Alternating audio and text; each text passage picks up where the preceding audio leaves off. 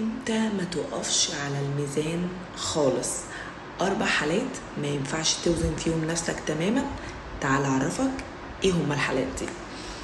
اول حالة انك شربت كمية مياه كبيرة جدا، ما ينفعش بعديها تروح تقف على الميزان، لانه هيطلع قراءة خاطئة جدا وهتكون مش مظبوطة، وساعتها هيجيلك احباط. تاني حالة انك لو عندك الدورة الشهرية، ده ممكن يزودك من كيلو لأكتر ل2 ل3 كيلو على حسب كل شخص، وبالتالي دي هتديكي قراءة خاطئة. في الحالة الثالثة حالة تناولك للفاست فود أو الوجبات السريعة. اليوم اللي هتاكل فيه الفاست فود وتاني يوم غالبا هتلاقي وزنك زايد، ممكن بعد كده الدنيا تتظبط، فبرضو هتبقى قراءة خاطئة. ورابع حاجة بعد التمرين